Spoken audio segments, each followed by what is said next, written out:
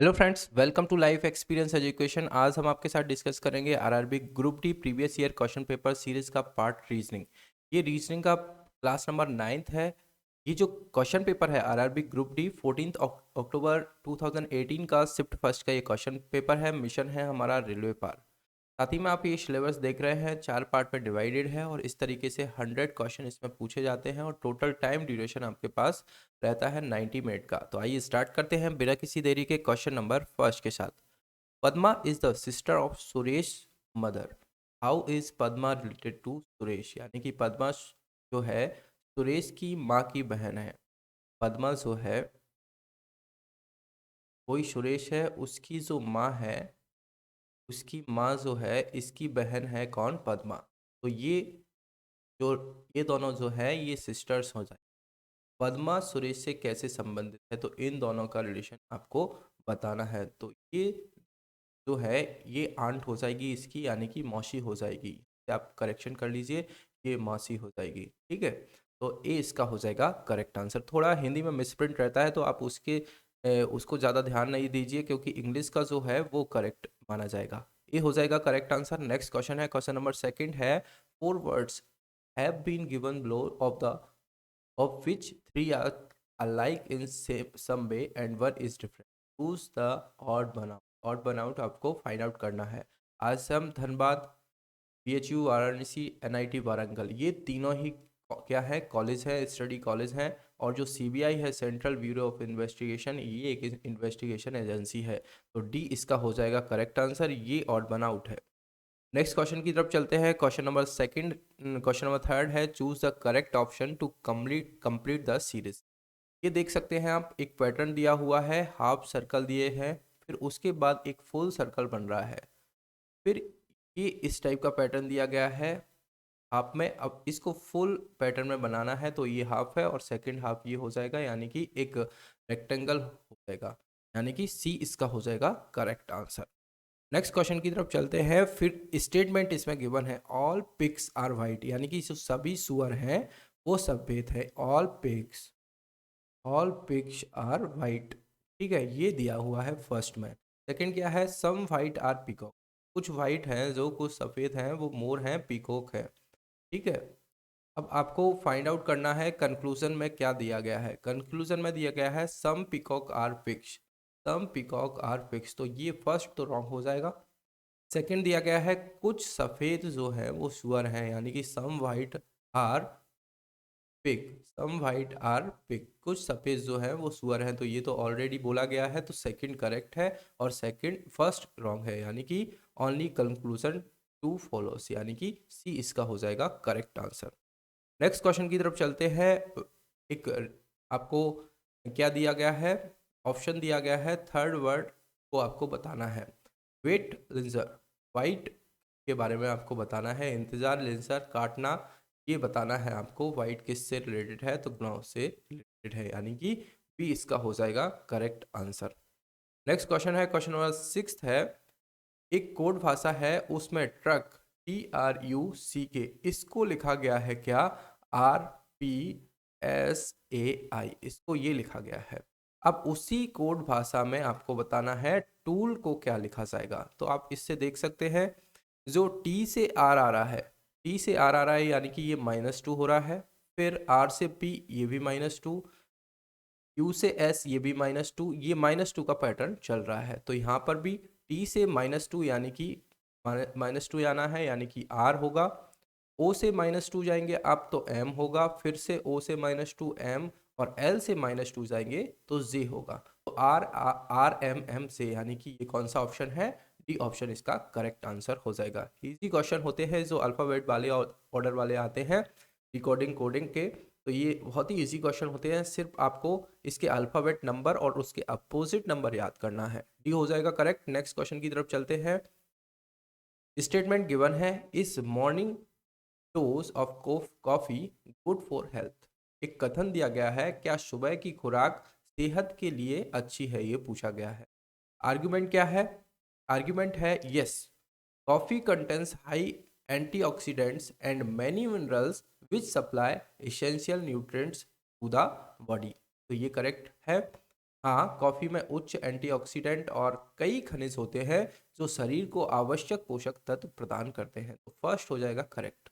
Second है no, consuming too much coffee can lead to panic, anxiety attacks and also reduce the quality of sleep. यानी कि नहीं, बहुत अधिक coffee के सेवन से घबराहट के दौरे पड़ सकते हैं और नींद की गुणवत्ता भी कम होती है। तो ऐसा नहीं है, जो मॉर्निंग की कॉफ़ी है उसके बारे में पूछा गया है। तो फर्स्ट हो जाएगा करेक्ट, यानी कि only argument one is strong, यानी कि ए इसका हो जाएगा correct answer.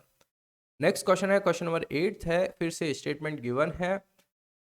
Organisations that follows certain business ethics have better chances to survival compared to those who only goal is to earn profit। यानी कि कुछ व्यावसायिक नैतिकता का पालन करने वाले संगठनों के पास जीवित रहने की बेहतर संभावना है उनकी तुलना में जिनका एकमात्र लक्ष्य मुनाफा कमाना है।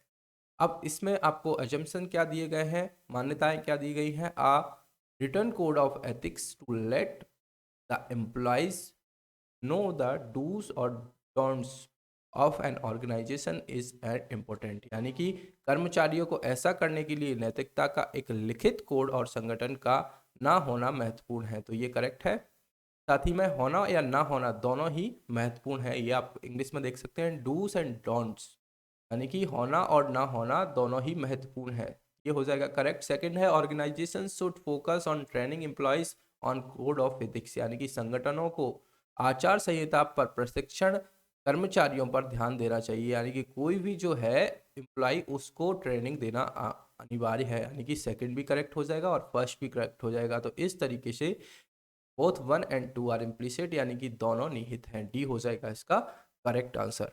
नेक्स्ट क्वेश्चन है, क्वेश्चन नंबर 9। फिर से स्टेटमेंट दिया गया है, beware of the dog a sign board. यानी कि कुत्ते से सावधान रहें, एक साइन बोर्ड बताता है। क्या बताता है, मान्यता इसमें अजम्पशन क्या दिए गए हैं, डॉग्स प्रोटेक्ट द होम, यानी कि कुत्ते घर की सुरक्षा करते हैं।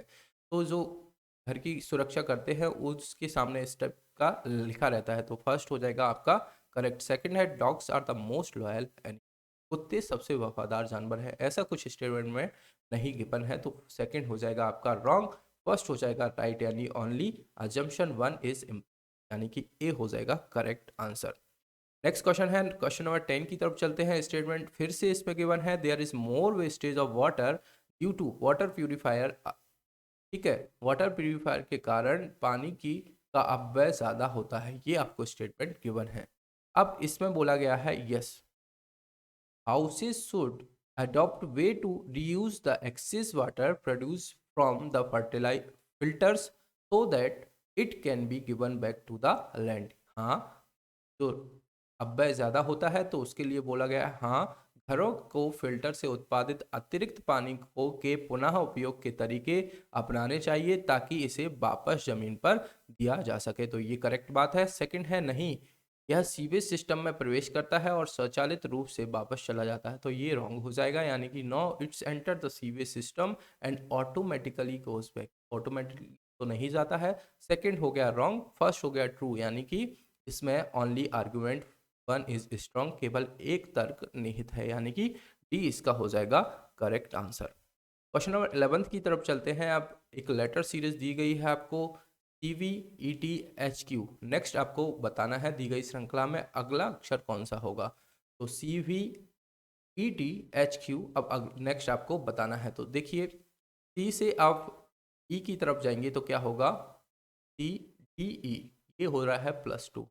ई से जाएंगे एच तो EFTH, यानी कि इसमें +3 हो रहा है। अब यहाँ से V से ET की तरफ जाएंगे तो फिर से इसमें क्या हो रहा है, -2 हो रहा है, और यहाँ पर क्या हो रहा है, -3 हो रहा है। तो इसमें +3 है, अब +4 होगा, यानी कि HGHIJK और L पर आएगा ये। अब L से स्टार्ट तो 3 हो रहे हैं। अब इसमें -4 क्या होगा, तो -4 क्या होगा, HQ से -4 होगा तो -4 क्या है, M। तो LM जो है इसका करेक्ट सीक्वेंस होगा, यानी कि C इसका हो जाएगा करेक्ट आंसर। नेक्स्ट क्वेश्चन है, क्वेश्चन नंबर 12 है, which alphanumeric set will follow in the given series. यानी कि जो दी गई श्रृंखला में कौन सा नेक्स्ट का पालन करेगा। 12E, 15B, 18Y और 21 भी दिया गया है। नेक्स्ट सीरीज आपसे पूछा गया है 12 + 3 15, 15 + 3 18, 18 + 3 21, अब 21 + 3 यानी कि 21 + 3 क्या करेंगे तो 24 आ जाएगा और 24 वाला गिवन सीरीज सिर्फ वी ही है। पर यदि मोर ऑप्शन होते 24 से रिलेटेड और ज़्यादा ऑप्शन होते तो ई से बी में आप जाएंगे, ई से बी में जाएंगे तो -3, बी से बाई तक जाएंगे तो इसमें भी -3 हो रहा है और यहाँ पर भी -3 हो रहा है, तो नेक्स्ट भी -3 होगा और -3 होकर ये क्या आएगा 24S, यानी कि बी इसका हो जाएगा करेक्ट आंसर। आपको ऑप्शंस को एलिमिनेट करना भी आना चाहिए क्योंकि इससे आपकी टाइम की जो लिमिटेशन दी गई है उसमें आपको काफ़ी हेल्प मिलेगी। भी हो जाएगा करेक्ट आंसर। नेक्स्ट क्वेश्चन की तरफ चलते हैं। क्वेश्चन नंबर 13 है -8, -3, -8, -13, -18 इस तरीके से दिया गया है the sum of the first 10th term in the sequences.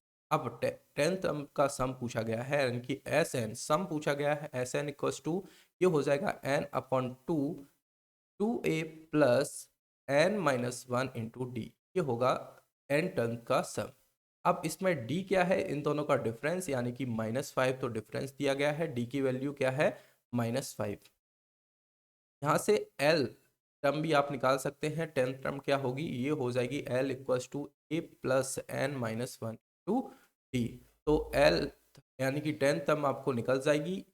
First term क्या है -3 प्लस टोटल टर्म 10 है और 10 - 1 9 इंटू -5, तो ये हो जाएगा -3 प्लस माइनस नो 9×5 यानी कि 9×5 = 45 -45 और ये हो जाएगी -48। ये 10th टर्म है, 10th टर्म ये है 48। यहाँ से एक और फॉर्मूला भी बन सकता है पर हम इससे भी कर सकते हैं। तो n है 10, ठीक है, 10/2, ये है 2 इंटू -3, फिर इसमें गिवन है n जो 10 टर्म है यानी कि 10 - 1 यानी कि 9 इंटू डी है माइनस।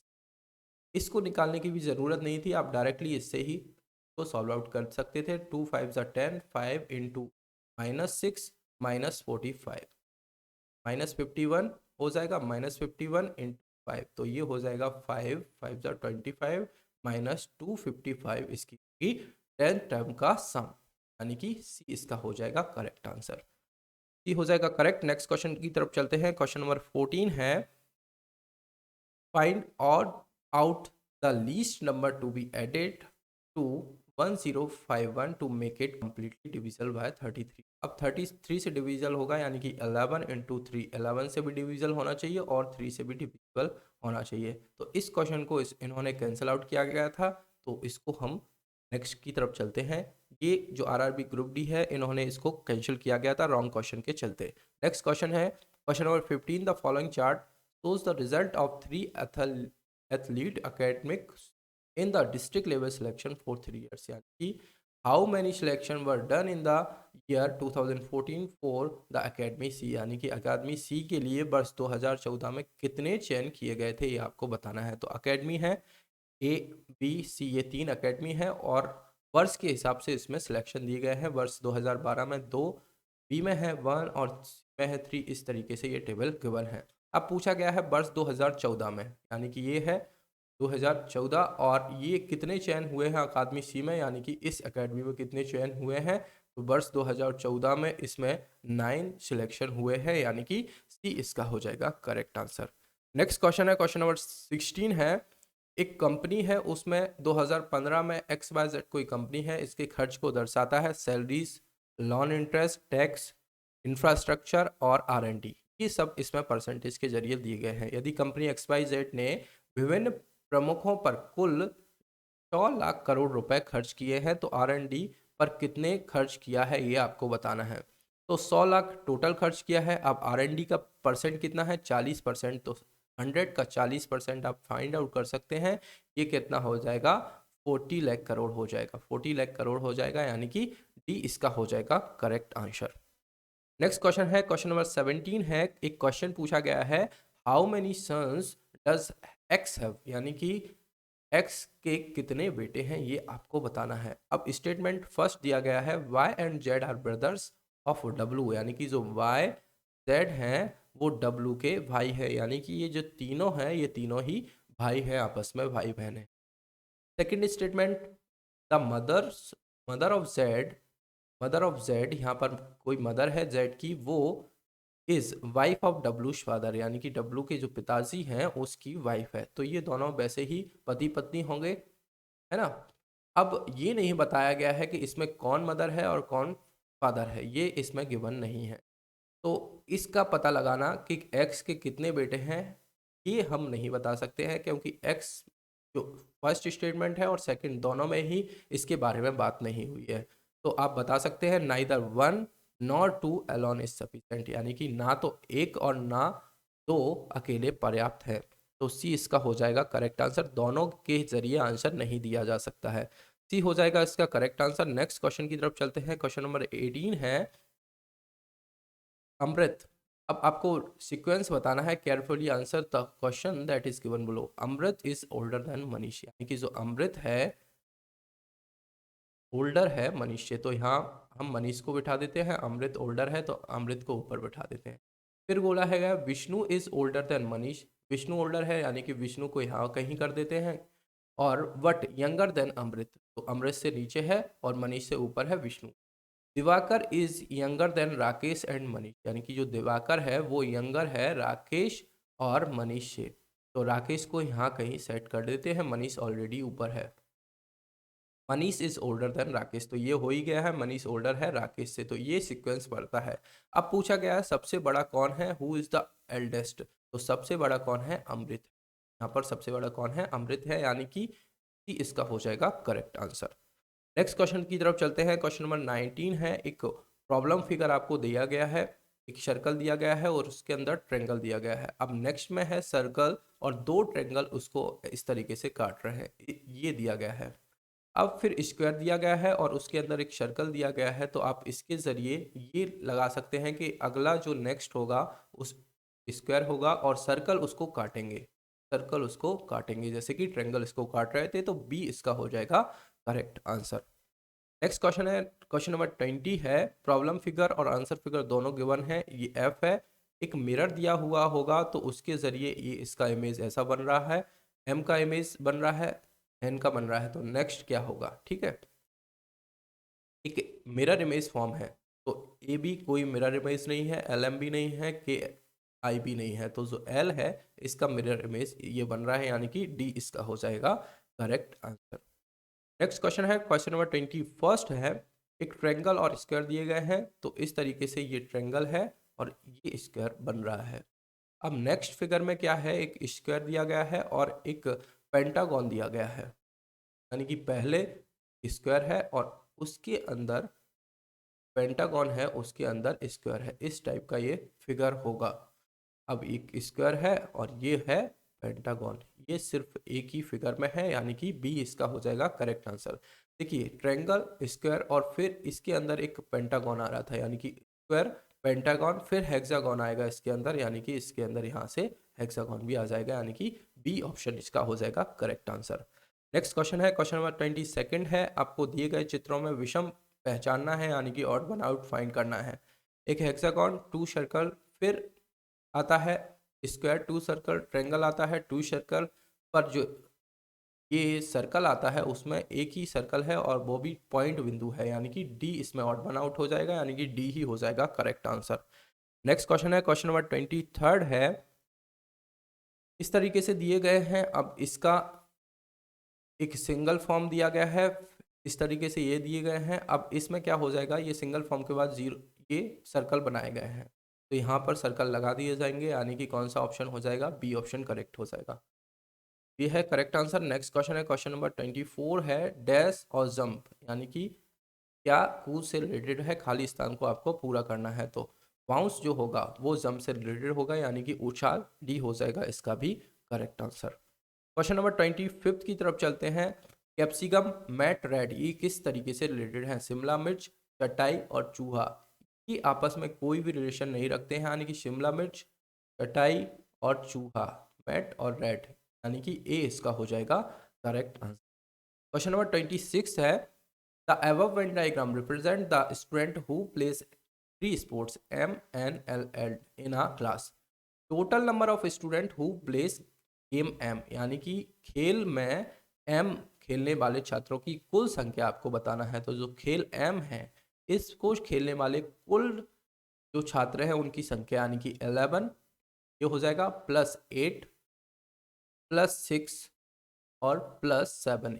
ये लोग जो हैं ये क्या खेलते हैं, ये खेलते हैं सिर्फ एम खेल, मतलब कि एम खेल, ये टोटल नंबर ऑफ एम खेल खेलने वाले ये व्यक्ति हैं। और इनको जोड़ा जाए 18 + 8 + 6 + 7 यानी कि 32, यानी कि बी इसका हो जाएगा करेक्ट आंसर।